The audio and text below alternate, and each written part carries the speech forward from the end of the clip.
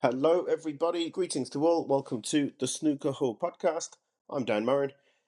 The first round of the 2025 World Snooker Championship is complete, and before the tournament begins, I thought I would share a few thoughts and make a prediction for each of the first round matches. A short episode today. I've got a few things to do before I leave.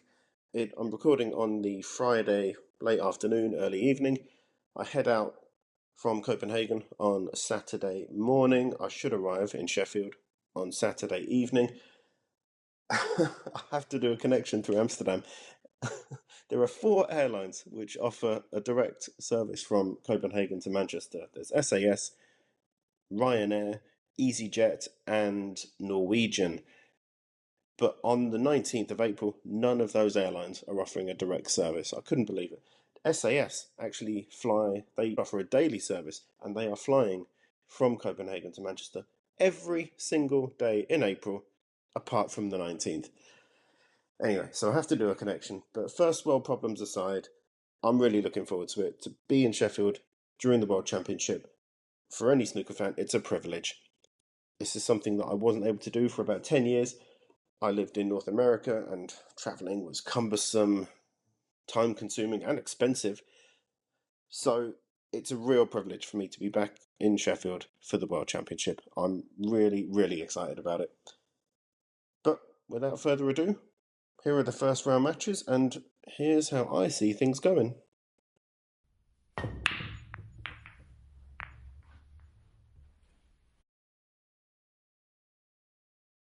The first match, Kyren Wilson versus Lei Pei-Fan. Kyren Wilson, of course, the reigning, defending, undisputed world snooker champion.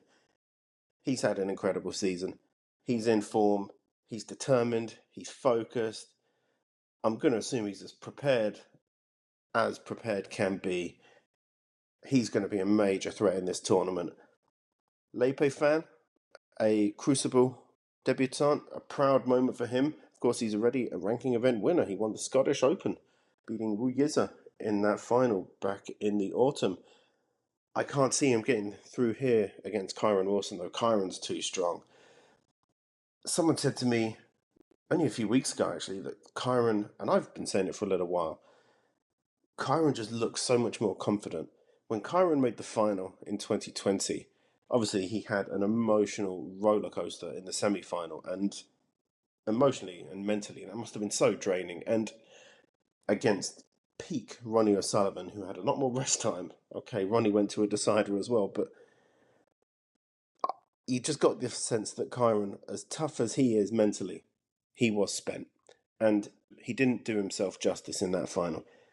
But when you compare the player that Kyren Wilson was in 2020 compared to last year in the final, he's not just one step above, he's several steps above where he was. And I think he's even better now. The confidence with which he plays is astounding. His break building, especially, is just that bit better than it used to be, and he's a threat to anyone. He'll win this match. Jack Jones, the man he defeated in the final last year. Of course, Jack did himself proud in the final. He had a tough start. He lost the first session 7-1, I believe, but he actually won the final 3 sessions. And to only lose 18-14, that's a very respectable performance. And with a faster start, who knows, it might have been a different result in the end. He's up against Zhao Xintong. This is, for me, probably the most intriguing. It's not the standout match, but it's the most intriguing match of the first round. Zhao Xintong, he tore through qualifying. He beat Elliot Slesser 10-8, and that's no mean feat, because Elliot Slesser's a really good player. Any other draw, Elliot Slesser would have made the Crucible. I'm absolutely positive of it. Jack Jones, okay, he made the final last year, but this season, it's been pretty forgettable. But we said that last year. He had a good run the year before to the quarterfinal. Didn't do anything in the main season throughout the bulk of the season. And then when the Crucible comes around, he turns it on and he makes the final. I'm still backing Zhao Xintong to take this one. Jack Jones is a really good player, of course, but Zhao Xintong, he just has that X factor. I think he'll be a big threat. And up against Kyron Wilson in round 2, that's a blockbuster match. Neil Robertson, Chris Wakelin. Chris Wakelin's coming back into form. He had a really strong start to the season, but he did dip a bit over the winter, and obviously everyone has heard about the problems he had at home, and thankfully, his home problems are a million times more important than snooker, of course, but it seems that everything is on an even keel there, and you can kind of see how it's translating to his snooker because he's coming back into form. He looked really good. Martin O'Donnell is a good player, and for Chris Wakelin to take him out 10-2, that's a statement. He looked really, really good. He's ready. He's warmed up. Neil Robertson, he's been hot and cold. Okay, he played really well in some tournaments. In that semi-final in Hong Kong against Shaun Murphy, he pulled an amazing performance out of the bag. He beat Stuart Bingham 10-0 in the final, but there were circumstances which attributed to that. I don't think, I've said before, it's not a 10-0 performance. Neil Robertson has won 2 ranking events this season, but I don't think he's going to win this one. I think Chris Wakelin's going through here.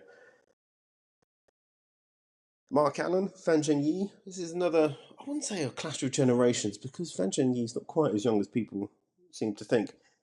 He did really well to beat Michael Holt so convincingly. Michael Holt, a seasoned pro, a veteran, knows every trick in the book. But Fan Zhengyi, he was just too good. Again, he's warmed up. Mark Allen, he hasn't been playing much competitive snooker recently. He wasn't in the Players, or the Tour Championship, should I say. When was the last time Mark Allen played a real competitive match that wasn't practice? It would have been Telford, I guess. This will be a close one. I do think Mark Allen will still take it. I don't think Mark Allen should be underestimated in this tournament. He's got a good chance of a good run here, and I think the draw isn't the worst for Mark Allen, actually. He could have a deep run if he finds a bit of form. He's a threat. The match that no one's talking about, Ronnie O'Sullivan versus Ali Garter. If he turns up, which it looks very likely that he will now, Ronnie O'Sullivan is going to draw a lot of attention. When you look at the Crucible ticket page, the sessions where Ronnie O'Sullivan is playing, they're sold out. The other ones have limited tickets. I think that says it all. Everyone knows him. He's a draw. Love him or loathe him, he's a great player. If Ronnie O'Sullivan didn't play at the Crucible after making very public appearances in Saudi Arabia and leaving it so late to withdraw, he would alienate even some of his more ardent supporters. So he kind of has to. But enough about him. Ali Garter, he looked kind of off it in qualifying. I watched his match against Ian Burns. Ian should have won. He had a big chance. Ali or Ronnie, I don't care who wins, to be honest. But on paper, Ronnie will progress. Zhang Anda versus Peng Junzhu. Zhang Anda, he's proven me right. I said before the World Championship last year that he'll fade back into the pack. He won't be a threat, and I was right. It's one of the few times I have been right. He's been mediocre. He's not been bad. He's just been meh. And Peng Junzhu, he'll be too good for him. I think Peng Junzhu will take this, and he will take it comfortably, and Zhang will continue to fade back into the pack, down into the 40s and 50s in the rankings, and we'll see that he was a bit of a flash in the pan. Se Jiawei versus David Gilbert. Se has been on a poor run. He made the Wuhan final, but since then his results have fallen off a cliff. It's hard to back him. David Gilbert, he's also dipped a bit. He had a decent start to the season, but again, his results haven't been anything to write home about. This is a really tough one to call. Whoever gets through, you don't fancy them making a deep run in the tournament, but one of them's going to go through. I suppose I'd like to see C go through because he's the younger guy, and I don't like the comments that David Gilbert made earlier in the season about snooker being boring. I back Se Jiawei to get the job done. Mark Selby versus Ben Wollaston. Ben is back at the Crucible for the first time in more than a decade, but this is about as tough a draw as he could get. I feel for him. Mark Selby, he's looking strong, and we've said all we need to say about Mark Selby. He'll get through with something to spare here. This could be one of the batterings of the first round. If this is 10-2, 10-3, I don't think anyone will really be surprised.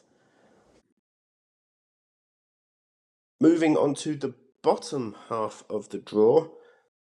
This, I think it's a top-heavy draw in terms of favourites for the title. But in terms of intrigue and excitement, it's a bottom-heavy draw. This second half of the draw is far more interesting, and I'm going to throw in a few upsets here. I think we could see some shocks. First up, John Higgins, Joe O'Connor. This could be a key match in John's career, and I don't think I'm overstating that. He's won 2 big events recently, and of course he deserves a lot of credit for that, and he's earned a lot of respect, and rightfully so. But Joe O'Connor, I love watching Joe O'Connor play. He's so elegant around the table, he's such a sophisticated player, and when he's in form, he is good. He beat Mark Selby in his Crucible debut last season. You don't do that if you're not a good player. Higgins, on paper, with the bookies, he's going to be the favourite, but I'm going for Joe O'Connor. I think Joe will take this. I think there are a few factors to consider. John is approaching 50. Will he have the mental and the physical stamina to continue playing after having won the Tour Championship? Joe O'Connor will be slightly fresher, you say. Okay, he's had to go through qualifying, but as I've said with a few others, it means he's warmed up, he's in the zone, he's got his arm going. I think Joe O'Connor's going through here. And that's just the first of a few upsets in the bottom half of the draw. Zhao Gudong versus Matt Selt. Now, this is one of the nicer stories of the season versus one of the more unpleasant stories of the season. Matt Selt beat Jimmy Robertson in a Judgment Day decider, but immediately told Rob Walker that he'd been distracting Jimmy. Now, it turns out, according to Phil Haig, that Jimmy is a little bit more annoyed with Matt than maybe Matt let on. And I don't think we should really be surprised that Matt Selt is unlikable. To be honest, it shouldn't have been an issue. Matt Selt should not be in this draw because Jimmy Robertson was 8-3 up and he had match ball in that decider. Pot the pink, you go to the Crucible. And it's not an easy pot, but he missed it. He had one chance to seal it and he didn't. And Matt Selt did. So I want to say fair play to him, but I won't. I mean, there have been some big stains on snooker recently. One very recent, and we won't go into that. And obviously, Matt Selt being a bit obnoxious is nowhere near the worst thing that's happened to snooker this season. But a few episodes ago, I mentioned that there are some players who just seem unlikable in terms of personality, and he is among them. I think most snooker fans want Zhao Gudong to win this, and I think the Wuhan Open champion, he will oblige us. Like Joe O'Connor, he's very graceful, very methodical player, but when he's in, he can score. He could be in for a good run this year. The Hawk versus Hussein, Barry Hawkins, Hussein's a fire. I think Barry will have a good run here as well. He's in good form. He scored some big wins recently, and his experience at the Crucible will be a key factor. How many times? Is it 5 times at the one table setup? Or is it 6? I think it's 6. Anyway, loads of times. I know it's been a few years since he's done that, but the way he's played this season has been incredible. He's been so close to winning a big title on a few occasions. If he did go on to lift the trophy in Sheffield, it would be one of the most popular wins, maybe of all time. Everyone loves Barry Hawkins. He's a lovely bloke. He's a dangerous player. I think he'll win here, and I think he'll beat Hussein very, very comfortably. Even if Hussein can stand the smell in the venue, I just can't see him posing a threat to Barry, especially over a best of 19. I'll say it's maybe 10-4 to Barry Hawkins. It wouldn't surprise me. The next match, Clash of Generations. Mark Williams versus Wu Yiza. Wu scraped through a decider on Judgment Day, let's be honest, against Matthew Stevens. Mark Williams, he's had some problems with form recently. He's been talking about his deteriorating eyesight, and he's 50 years old. Of course, it's going to happen at some point. Wu, again, he's fresh, he's young, he's hungry. He's going to win this match. I wouldn't even consider this an upset. There are some other matches here where I might consider the winner an upset, but this one, no.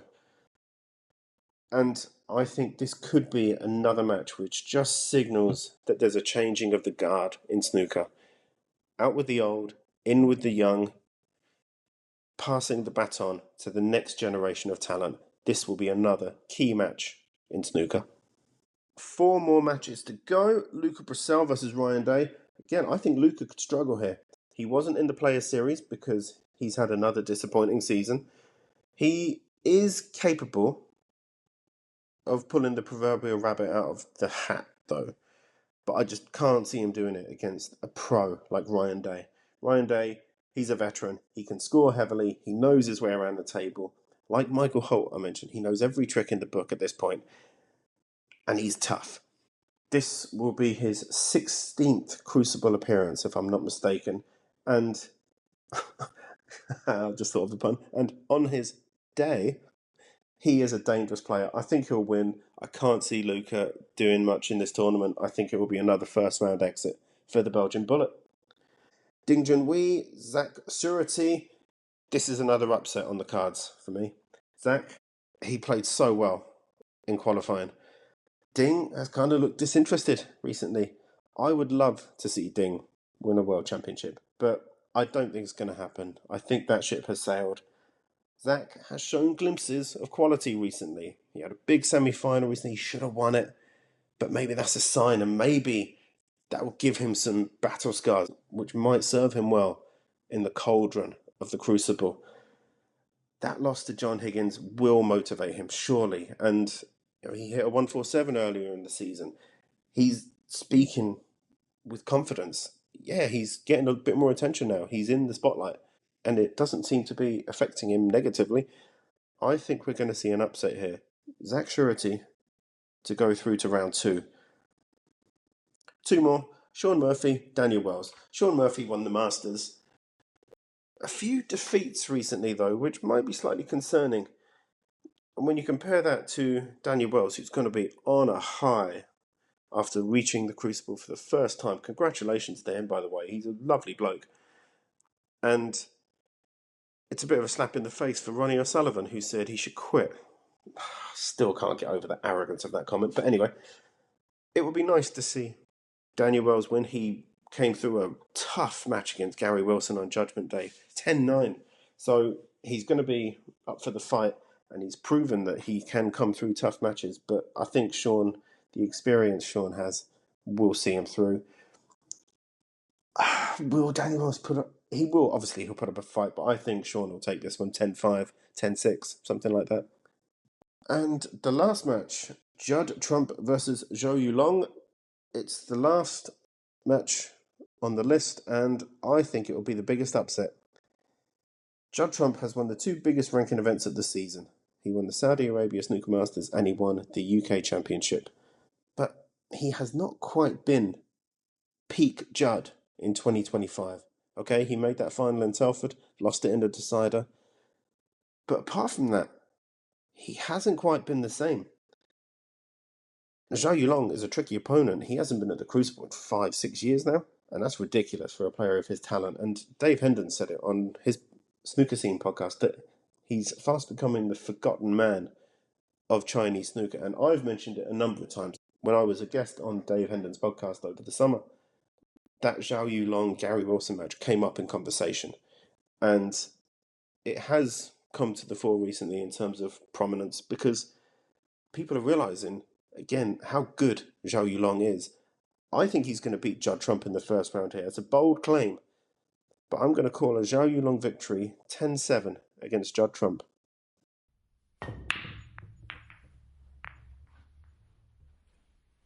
Now, despite my belief that this tournament will signal a generational shift, the lineup is younger than ever. The people involved in Judgment Day were younger than ever. Some of the veterans have been winning a lot of tournaments recently, but the young guys, they are snapping at their heels big time. I think we could see some of the veterans take some beatings here, and some heavy beatings from young, determined, hungry players who are ambitious. It could be a great tournament for the young guy. Despite that, I still think Mark Selby's going to win the title. And I know that's not a wild prediction, but it just seems like he's close to that peak Mark Selby zone. Time will tell if we're correct, but I'm calling Mark Selby, and I think he will take on Shaun Murphy in the final. So, a repeat of the final from a few years ago. I think we'll have the same result. As I said, I get to Sheffield on Saturday evening. My first session is Sunday morning. I hope I bump into some of you in Sheffield, but even if I pass, don't cross in a physical sense, I wish you a very, very happy World Championship. Enjoy these snooker days, savour the atmosphere, and until the next episode, take care.